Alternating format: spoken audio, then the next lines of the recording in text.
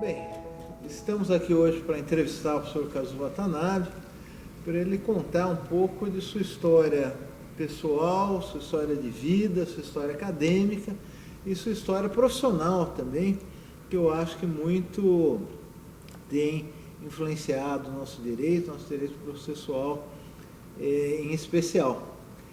Professor Kazuo, vamos começar falando um pouco de Bastos. Como foi a ida da sua família, sua vida lá? Nos conte isso. Bom, meus pais vieram do Japão em 1927 e foram direto para a fazenda de café na região de Mogiana. Vieram com 5 filhos, né? O primogênito era homem, né? Meu irmão, e mais 4 filhas, quer dizer, eram 5. E aqui no Brasil tiveram mais 3. Eu sou caçula, né? Eu nasci, a irmã logo acima de mim também nasceu em Bastos. Nós dois nascemos em Bastos. E a outra irmã já nasceu na fazenda de café, lá na região de Mogiana. Isso foi em 1927. Ficaram como colonos até 33, 6 anos, e depois foram para Bastos. Eu nasci em Bastos em 1936. Né? Sou caçula da família. E fiz o curso primário na zona rural, até 3º ano. E por lei, havia lei nessa época que o último ano, né, do curso de primário devia ser feito na cidade. Então, aos 10 anos, eu fui para a cidade para completar o 4º ano do primário. Né? Isso em 1949. 49 fui para... Eu estava com 10 anos, fiz o primário, terminei e entrei no ginásio em 1947. E seus pais em Bastos eram também trabalhadores rurais? O que eles faziam lá? Eles trabalharam na fazenda de café 6 anos como colonos, economizaram algum dinheirinho, e a cidade de Bastos foi fundada por uma colonizadora japonesa para assentar os imigrantes, que, terminada a fase de colonato, podia partir para uma iniciativa própria. E os meus pais compraram um lote em Bastos, mas era floresta naquela época, uma cidade recém-criada, né? Que foi criada em 1928, um ano depois da vinda dele. 33, quando eles foram para Bastos, tinha 6 anos só. Então, meus pais entraram no terreno adquirido, abrindo uma área, desmatando uma área para poder plantar. E terminei o ginásio em 1950. Como o Bastos não tinha curso colegial, tinha que sair da cidade para ir para uma cidade um pouco maior, mas aí a família achou melhor que eu viesse a São Paulo. Aí eu vim com 10 anos, já estava com 15 anos. 15 anos eu vim para São Paulo. 15 anos? 15 anos.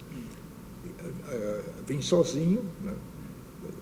Meus pais arrumaram uma pensão, e ali numa pensão na rua Conselheiro Furtado eu fiquei com os amigos que também vieram do interior, que naquela época a cidade de São Paulo estava cheia de pensionatos para estudantes no interior, porque no interior não havia boas faculdades. Né? Tá.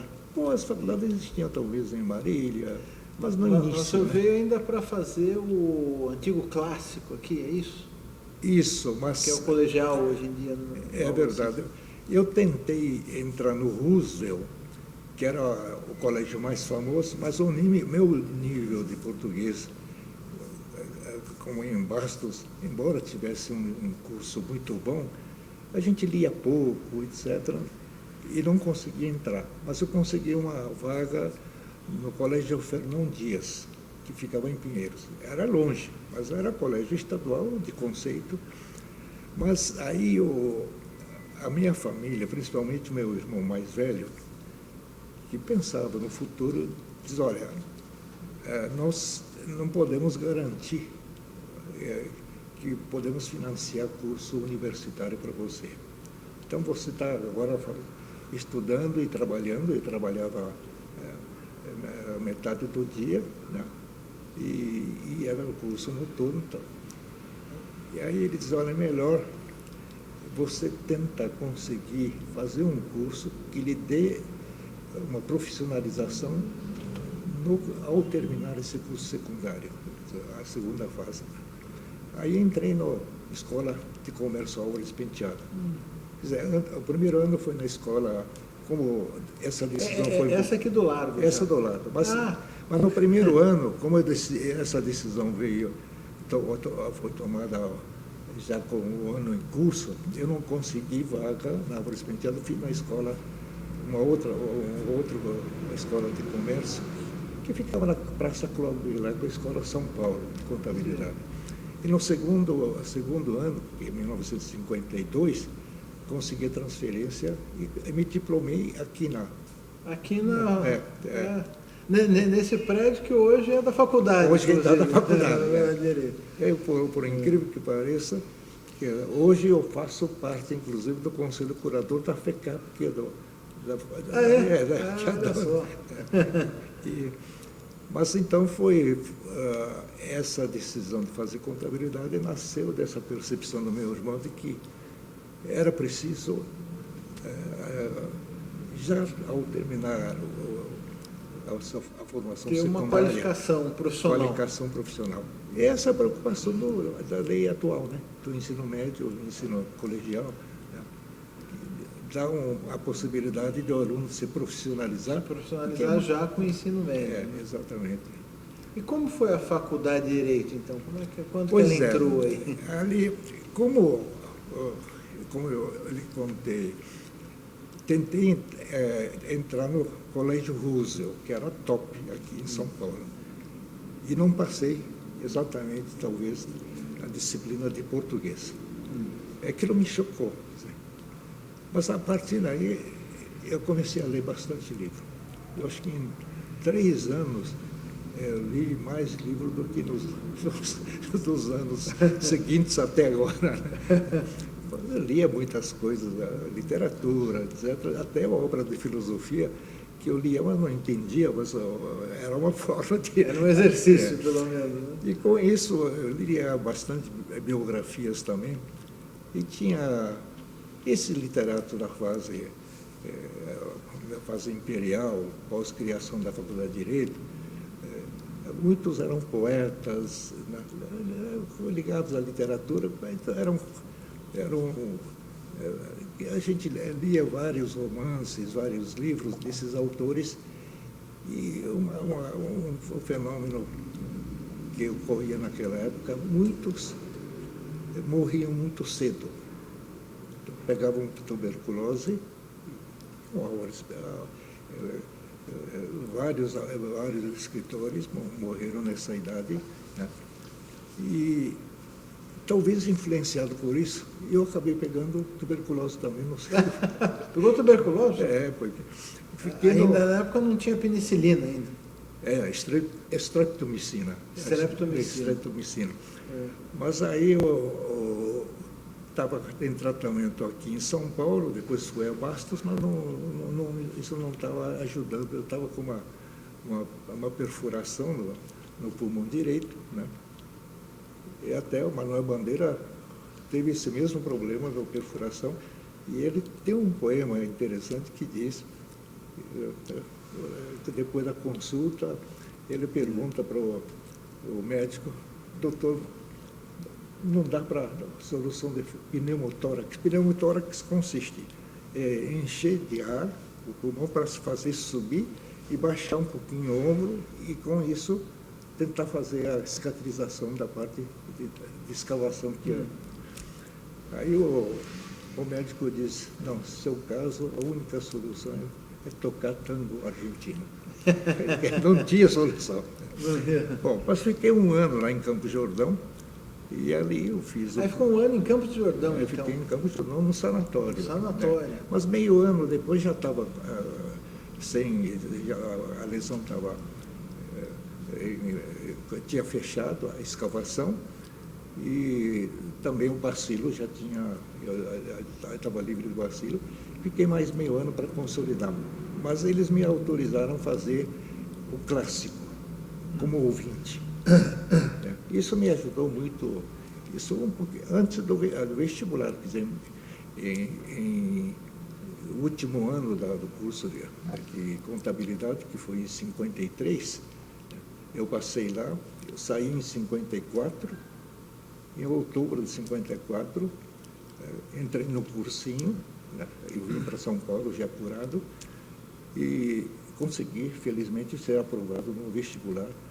Mas o que eu queria dizer, a influência das leituras que eu tive naquela época, todos, de alguma forma, ligado à única faculdade que existia naquela época, me induziu a fazer o curso de Direito. Porque não, antes disso eu estava querendo ser físico, por exemplo. Né? Mas de física eu não entendo nada até agora. Sim. Mas essa... E que ano que o senhor começou o seu curso aqui na faculdade? Eu entrei no vestibular de 54, fui aprovado, comecei em 55. 55 a 59. 59. Da minha turma tem o Fábio Conde Comparato, o Frontini, e o Rubens Recupero, né? Não, o Rubens Recupero. Também é da minha turma. Em 50, eu me formei em 59. Sim. Aí, nessa época, aí já falando da vida acadêmica, né? Havia um movimento político, né? Porque o meu problema era o seguinte, que formado numa comunidade japonesa, não dominando muito bem o português, não tinha condições, inclusive, de entrar na sociedade brasileira, né? Então, não era uma preocupação consciente, mas inconscientemente eu percebia que eu tinha que, de alguma forma, inserir-me na sociedade brasileira, né? E aí, quando eu entrei na faculdade, comecei a atuar politicamente aqui. Quer dizer, participava de disputa de partidos políticos, moderador, acadêmico, liberal, etc. E havia movimento muito intenso, né, naquela época, pela nacionalização, né? Havia a criação, por exemplo, da Petrobras, por exemplo, e o movimento O Petróleo é Nosso era uma campanha nacionalista, né? Mas... E a faculdade participou disso também, desse movimento? A faculdade como um todo, não. Os alunos. Os alunos. Mas os alunos que participavam desse movimento eram fichados como comunistas. Que atacava muito os Estados Unidos, que achava que havia uma pressão para que não se encontrasse petróleo no Brasil, né? E havia até um relatório chamado relatório Link, que dizia que, pelo menos na área continental, na área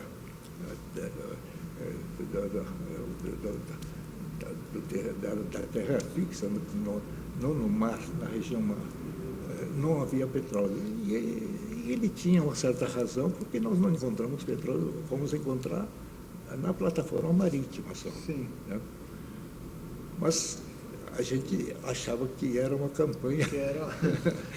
Que havia alguma conspiração para não explorar o petróleo. Então era Mas essa vida acadêmica, eu acho que foi muito importante para a minha formação, porque... E o senhor foi do jurídico 11 de agosto também, não foi? Fui do 11 de agosto no quarto e quinto ano. Quarto e quinto ano foi uma aprendizagem muito boa, né? O único professor daquela nossa época que estava com uma visão do mundo prático, né, do exercício profissional, era o professor Cesarino Júnior de Direito do Trabalho. A disciplina era Direito Social, o nome. E ele obrigava os alunos a fazer um estágio. Então, o aluno tinha que visitar a Justiça do Trabalho para saber como aquilo funcionava. Foi quem abriu essa janelinha, né? Mas durante a faculdade, o senhor continuou trabalhando com contabilidade, é isso? Não. Como na fase antes eu tive essa doença, então, na faculdade, quando entrei na faculdade, a minha família me sustentava, então eu estudava e participava desses movimentos. E participava do movimento. Porque o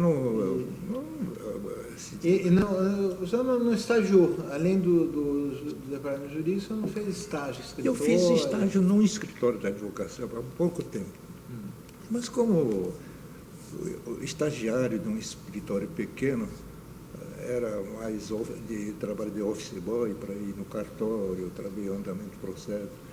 Não havia uma aprendizagem muito boa.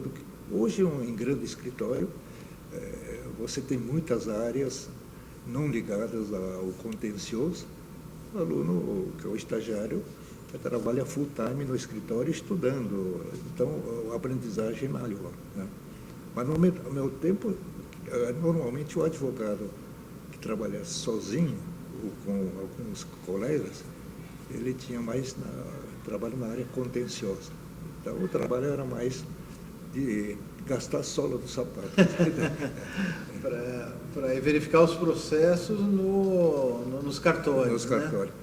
E o que aprendi muito foi no Centro Acadêmico 11 de Agosto, 2 anos que estagiei lá. Né? Que aquilo foi realmente... era exercício já de advocacia, porque você tinha carteirinha de solicitador que lhe permitia praticar certos atos processuais. Atos principais tinha que ter sempre a assinatura do advogado formado. E o orientador do jurídico era o Dr. Jaime Callas, um orientador só, né? E ele era muito paciente, ele ensinava a gente e dava liberdade. Inclusive, a gente propunha ação. Eu me lembro que uma vez havia uma audiência, o Dr. Jaime Callas tinha que ir comigo. Né? Mas, por alguma razão, ele teve um outro compromisso e não pôde comparecer no ato. Eu acho que já lhe contei algumas vezes. E aí o advogado da parte contrária, percebendo que eu era solicitador, pediu, é o termo daquela época, absolvição da instância, era a extinção do processo sem apreciação do mérito. Porque o nobre advogado, assim, nobre profissional, não é advogado, é estagiário e não tem competência para participar. Aí, para tentar o juiz, evitar que o juiz extinguisse o processo, eu inventei uma teoria que me veio à cabeça naquele momento, não sei como. Eu disse, Excelência, o ato que eu estou praticando é um ato apenas anulável. Sendo anulável, é ratificável. O doutor Jaime já me comunicou, ele virá amanhã ratificar o meu ato. O juiz, acho que teve pena de mim, suspendeu. Eu disse, então vamos aguardar. Então, o doutor Jaime foi lá e ratificou. E o processo seguiu. O processo seguiu. Então, essas coisas, essas aprendizagens no quarto, quinto ano, dá uma visão muito diferente, vamos dizer, de aulas apenas teóricas. Né?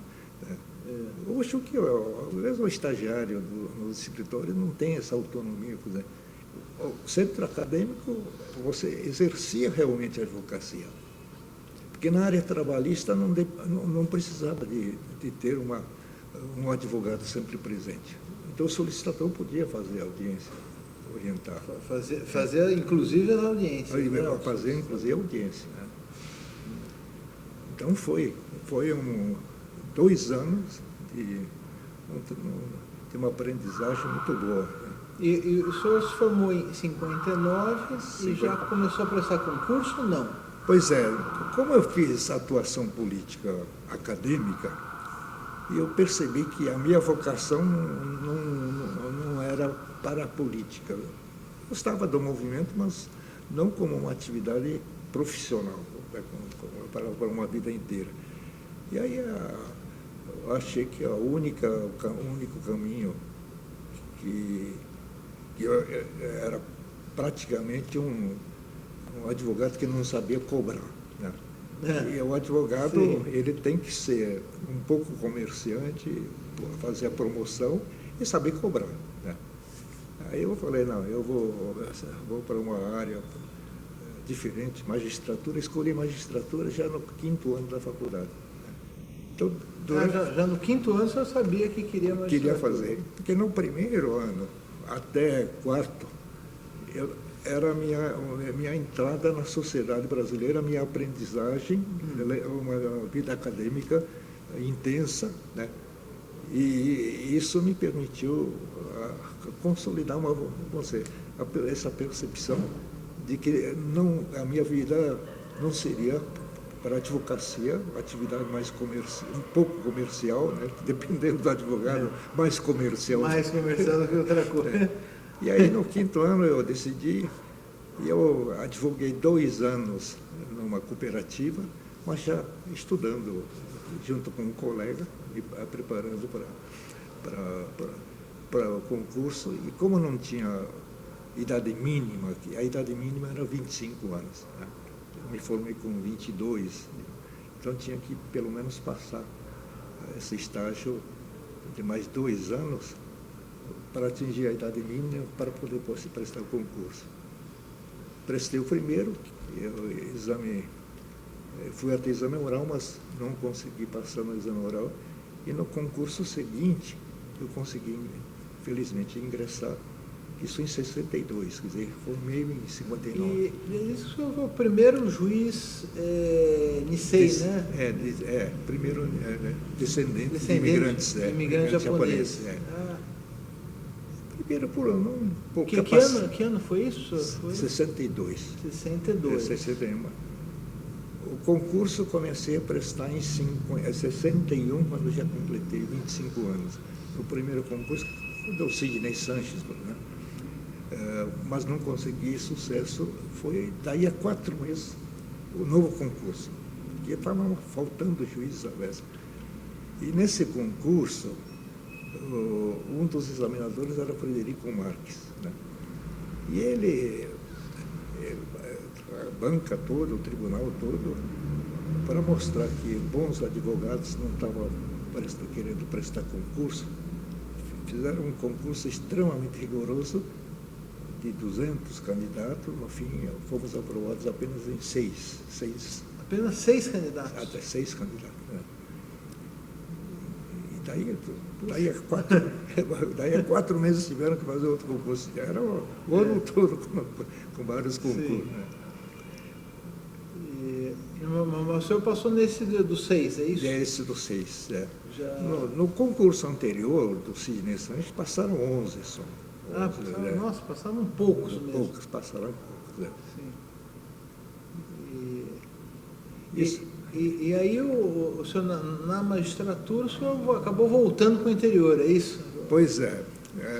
Eu consegui passar em 2º lugar no concurso e naquela época o critério não oficial, mas usual era por ordem de classificação, ter a possibilidade de uma certa escolha, né? O que passou em primeiro lugar, ele foi para Campinas, uma cidade perto. Eu falei, bom, eu posso pelo menos ficar em São José dos Campos, Mogi das Cruzes, me mandaram para Votuporanga, que era a última circunscrição do Estado. Até um colega de turma meu, ele já faleceu, mas depois ele foi. Ele estudava comigo para concurso, ele não conseguiu prestar porque não tinha idade. O Cardinale, José Mário Cardinale, ele veio me anunciar a minha aprovação, que eu saía no Diário Oficial, ou publicação, sei lá, pelo concurso, numa sessão solene, e eu não fui. Aí eles disseram assim, olha, Carlos, você foi aprovado e você vai ser um juiz que vai muito longe, muito longe. O longe dele era a distância, Votuporanga. Era a última comarca, a última circunscrição do Estado. E o senhor foi juiz substituto em Votuporanga? Substituto, é. Eu fiquei naquela região 5 anos, substituto por 2 anos, porque era tempo de estágio, né? Estágio como chama? Estágio probatório. Estágio probatório. Estágio probatório. Aí, efetivado, fui titular de Fernandópolis. Em seguida, fui para Tanabi. Essas comarcas ficavam na Alta Araquarense. E na terceira fui para Jales, né? Mas por opção, eu queria ficar naquela região, né? Aí eu me lembro que o desembargador que era representante daquela região, era uma região nova. Na região antiga, normalmente, cada comarca tinha um desembargador que era o dono, vamos dizer assim, da comarca, né? E ele cuidava de dar apoio ao juiz da comarca, etc. E o único desembargador que cuidava dessa região era o Dimas de Almeida, de São José do Rio Preto. Aí eu fui agradecer pela promoção minha para Jales. Aí ele me disse, o tribunal que agradece a você. O tribunal que lhe agradece. Porque o Jales era uma comarca muito problemática naquela época. E muito longe, né? Longe. Se chegava lá como? De trem? De trem. A estrada asfaltada terminava em Mirassol. Um pouquinho adiante de Mirassol, Bálsamo, né? E de lá até Fernandópolis era a estrada municipal. A estadual estava em construção, né? Mas era estrada municipal, cheia de curvas. Então, o melhor acesso era de trem. E o problema é que, como havia falta de juízes, o fato dos concursos, poucos aprovados, mostravam mais ou menos essa situação. 4 comarcas daquela região. Votuporanga era a sede de circunscrição.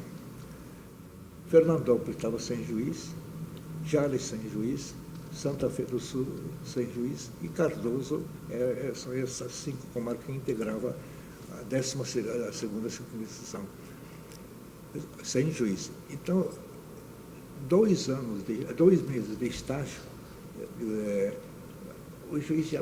o substituto já tinha, não uma plenitude de coisa, mas já tinha condições de atuar nas comarcas. Eu fui designado para responder pelas 4 comarcas. Jales, hoje, só Fernandópolis tem 7 varas. Jales e Idem. Na época era uma única comarca, um único juiz para as 4 comarcas. Para 4 comarcas, porque quem mandava na circunscrição era titular de Votuporanga, né? Que era um muito bom juiz, ele faleceu. Gostava de processo também, e ele, então, completava a minha competência naquilo que eu não... Mas ele tinha que viajar um pouco. Mas, para eu ir a essas comarcas, como não havia estrada oficial, asfaltada, eu tinha que pegar trem. Então, para ir de Fernandópolis até Santa Fé, levava 3 horas. 3 horas para ir, 3 horas para voltar. Bom, acumulando 4 comarcas, durante um ano, eu estava com vontade já de me aposentar. Era uma fase, mas foi uma fase muito boa, de uma aprendizagem, né? E depois de Jales, o senhor já veio para São Paulo, ou não? Não, depois de Jales, Fernandópolis, Tanambi, Jales, de Jales eu vim para São Paulo. Como juiz auxiliar. Como juiz auxiliar da capital. Era quarta entrância. E nós tínhamos... eram 4 entrâncias. 4 entrâncias, né? Primeira, Fernandópolis, segunda, Tanambi, terceira, Jales, quarta, capital, auxiliar. E voltando para São Paulo, o senhor voltou a ter uma inserção acadêmica ou não aqui na... Não, levei algum tempo. Eu já estava gostando muito de processo civil, né? Então, estudava por conta própria, formava, quando eu vinha a São Paulo, comprava livros de processo. E o Dinamarco, ele começou no Ministério Público porque não tinha idade, porque a idade mínima era 25. Né? E depois ele a ideia era prestar concurso para a magistratura. Mas quando ele atingiu a idade, já estava titular de terceira entrância. Então ele prosseguiu o estudo na carreira do Ministério Público. No fim, ele foi para a magistratura pelo quinto. Né? Mas naquela época, o Dinamarca já tinha contato com o Liebman, Luiz, e ele foi promotor também em Jales, então a gente tinha contato nessa área, né? E isso me incentivou. Você chegou a conhecer o Liebman? Não conheci o Liebman. Porque ele esteve aqui no Brasil só, acho que até 45, 46, isso, né? Durante a guerra, né? Só durante a guerra, né? Eu não conheci, e o Dinamarca ele foi à Itália para conhecer, né? Sob a orientação, inclusive, do Liebman, né? Ele é aluno direto do Liebman, né? E a Ada também, a Ada era da Itália, né? Como que o senhor voltou para a faculdade, então? Como é que é isso? Olha, voltei para a faculdade, eu tinha gostado de processo, né? Quem me influenciou muito foi o Frederico Marques. Ele tinha instituições de direito processual, né? Que foi seu examinador. Ele foi meu examinador. Foi meu examinador. No segundo concurso, no primeiro, ele tinha uma espécie de cursinho, ele dava aula em cursinho, eu fui conversar com ele, porque corria a notícia de que eu não teria passado no primeiro concurso pela atuação política na faculdade. Havia essa notícia. Essa notícia. Eu fui falar com ele, ele disse, não, havia psicotécnico, não, você faz, o problema de psicotécnico, talvez, você vai fazer em outro lugar. Mas, no fundo, o Sidney Sanches, que passou em primeiro lugar no primeiro concurso em que eu fui reprovado, ele disse, olha, parece que é questão política, né? Mas como eu nunca fui do Partido Comunista, nada disso, mas era nacionalista, o selo pegava firme. Né? Pegava firme. Aí eu estudava bastante pelos livros do Frederico, eu gostava muito de ler. Mas no início, quando eu vim a São Paulo em 65, eu comecei a dar aula na Faculdade de Direito de Guarulhos.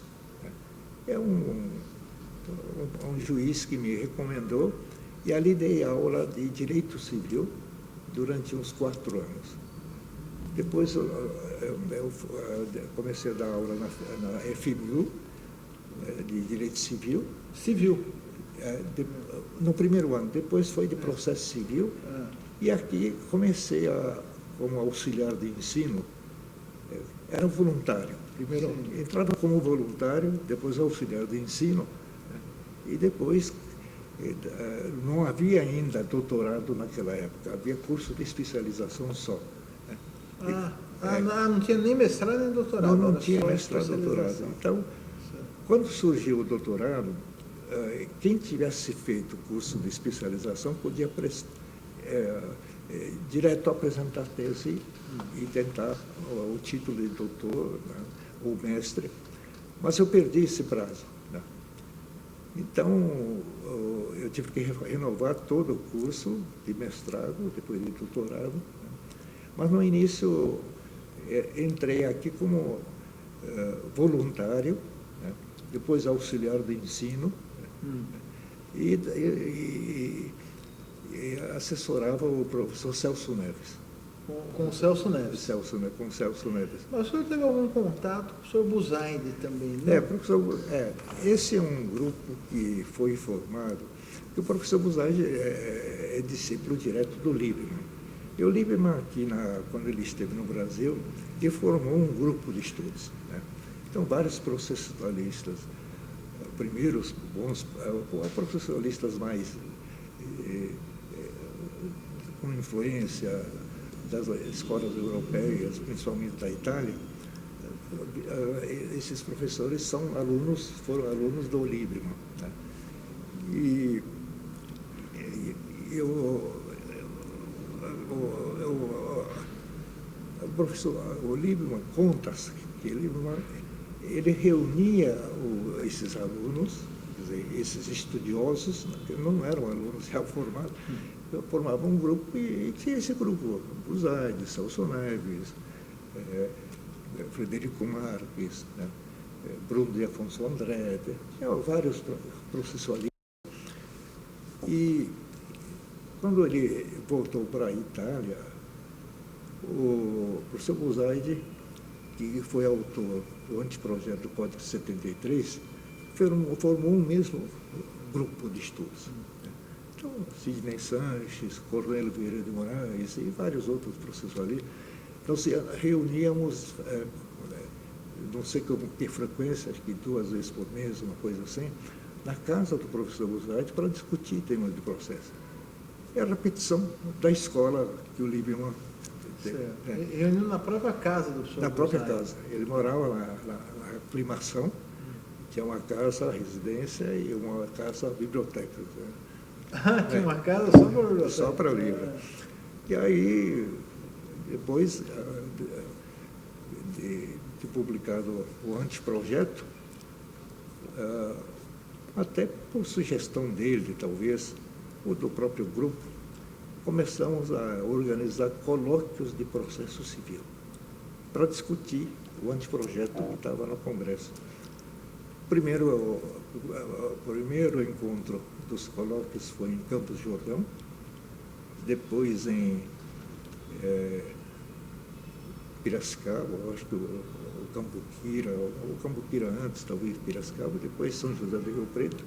E quando, desse último encontro, que foi em São José do Rio Preto, o professor Buzaide até não foi, porque ele assumiu o Ministério da Justiça. E com ele assumindo, o anteprojeto dele avançou e foi aprovado. E aí, então, esse grupo continuou estudando. Né? Isso aí já começo dos anos 70. Começo de 70, começo de 70. Começamos em 68, 69, os colóquios, né? O código foi discutido em 72, 73, né? E depois da aprovação do Código 73, o Tribunal de Justiça organizou grupos para discutir com juízes e advogados, e nós fizemos vários debates, várias discussões, viajando para essas regiões todas. Né? Então, o Buzaide teve essa influência nesse sentido. Né? E como grande amigo do professor Buzaide, o Celso Neves, né? Ele participava também, mas quem participou mais intensamente foi o ex-desembargador de São Paulo, o ministro Alckmin, que foi do Supremo, né? E ele é que, quando o Buzaide estava no Ministério... Que já era do Supremo ou veio a ser? Veio a ser depois. Veio a ser depois. Então foi uma fase de uma aprendizagem, quer dizer, esses E foi a época que o senhor já estava fazendo mestrado e doutorado, ou não? Ainda não? Mestrado, eu até anotei aqui, eu acho que o mestrado eu terminei em 78. 78. 78. Então já vários anos depois. Mas começou em 75. Então, 2 anos depois da formação. Começou a existir em 75. Em 75. Certo. Depois, a doutorado, eu terminei em 85. Então, na época em que eu estava fazendo o mestrado. E seu orientador era o professor Celso Neves? Depois, o meu orientador foi Celso Neves. Celso Neves. E naquela época já ajudava Celso Neves como auxiliar de ensino. Tá? Mas foi o professor Celso Neves, ele tinha uma qualidade um pouco diferente do professor Bussardi. O professor Bussardi era estudioso, bastante erudito, culto, mas o professor Celso Neves tinha uma característica, era pensador, muito pensador. E era pontiano, extremamente. Era pontiano. Era pontiano. E para ser pontiano, você tem que entender o Pontes de Miranda. E ele discutia, inclusive, com Pontes de Miranda, algumas coisas, né? E, embora ele tinha uma orientação, em termos políticos, um pouco diferente da nossa, por exemplo, pequenas causas, ele não era muito favorável, talvez, a esse tipo de juizados especiais, né? Mas ele apoiava, não tinha nenhuma restrição que eu atuasse na parte da formulação dos juizados especiais. Ele sabia perfeitamente que estava trabalhando. Ele só dizia, o culpado é o Watanabe. Como foi a sua atuação no surgimento, primeiro, da lei de juizados informais, né? O juizado, a proposta veio. O Hélio Beltrão, que era o ministro da desburocratização, ele dizia o seguinte, que 70% das cartas que ele recebia da população diziam respeito ao desempenho da justiça. Mas como ele era do executivo, né, ele achava que não poderia intervir na mudança ou contribuir alguma coisa nessa área, especificamente da competência do judiciário. Aí o assessor dele, Piquet Carneiro, né, ele esteve em Nova York, viu o juizado de pequenas causas, de lá, Small Claim Court, né, de Nova York, achou que aquilo era uma coisa que poderia ser tentado aqui no Brasil e propôs, redigiu uma pequena minuta, propôs, mas aí, como ele adotou como um dos princípios para corrigir, vamos dizer, a dificuldade que havia de acesso à justiça, formalismo exagerado, etc., né, ele relativizou um princípio muito caro para os advogados, que era a capacidade postulatória privativa do advogado. Já existia na Justiça do Trabalho essa relativização, né? Mas aí a ordem dos advogados vai afetar o mercado de trabalho dos advogados, foi extremamente agressiva contra. E essa foi uma grande luta. E isso já era um projeto desse Piquet Carneiro? Desse Piquet Carneiro. Mas ele trouxe o esboço muito, ainda no rascunho, vamos dizer assim.